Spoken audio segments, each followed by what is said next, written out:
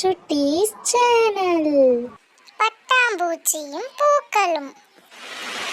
ஒரு நாள் அழகான பட்டாம்பூச்சி ஒரு அழகான தோட்டத்திற்கு வந்தது.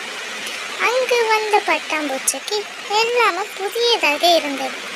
அப்போது அந்த பட்டாம்பூச்சி, ஓஹோ, இந்த உலகம் எவ்வளவு அழகா இருக்கு, ஆனா இங்க நான் யாரோடு பேசுறது?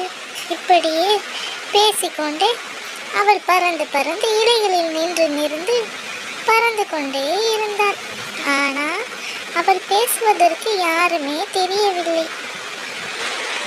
அப்போது உறங்கிக் கொண்டிருந்த சூரியன் பட்டாம்பூச்சியை பார்ப்பதற்காக கண் விழித்தது. அப்போது அங்கும் இங்குமாக சுற்றிய பட்டாம்பூச்சியிடம் சூரியன் பேசியது. அப்போது சூரியன் அந்த பட்டாம்பூச்சியை பார்த்து, ஓ பட்டாம்பூச்சியே, நீ ஒரு அழகிய பட்டாம்பூச்சி. உன்னுடைய நட்பு பூக்களுக்கும் தேனீக்களுக்கும் மற்றும் உலகிற்கும் தேவையானது என்று கூறிவிட்டு மீண்டும் உறங்கச் சென்றது சூரியன். அங்கே நின்று யோசித்துக் கொண்டிருந்த பட்டாம்பூச்சியிடம் தேன் ஒன்று பேசுவதற்காக வந்தது.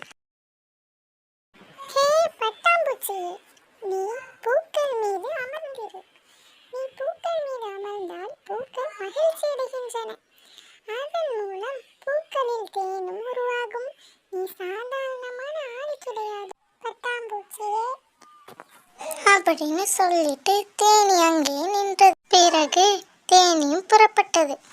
நான் கிளம்புறேன் பட்டாம்பூச்சி, நான் சொன்னதெல்லாம் ஞாபகத்துல வச்சுக்கோ, சரியா? நான் போயிட்டு வரேன், டாடா. இதை கேட்ட பட்டாம்பூச்சிக்கு மிகவும் ஆச்சரியமடைந்தது. நாம் தனியாக இல்லை, நாம் இருந்தால்தான் பூக்களும் மகிழ்ச்சி அடைகின்றன, தேனியும் மகிழ்ச்சி அடைகின்றன, உலகமும் சந்தோஷம் அடைகின்றன என்று உணர்ந்தது பட்டாம்பூச்சி. அதனாலே அவள் எப்பொழுதும் பூக்களிடம் சென்று சந்தோஷத்தை பரப்பினாள்.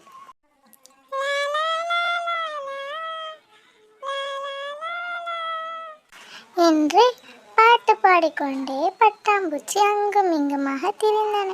புதிய பட்டாம்பூச்சிகளும் வந்து அவளோடு சேர்ந்து மகிழ்ச்சி அடைந்தன. எனவே குழந்தைகளே, நாம் சிறியவர்களாக இருந்தாலும் நம்மால் உலகுக்கு மகிழ்ச்சி தர முடியும் என்பதை நம்புங்கள்.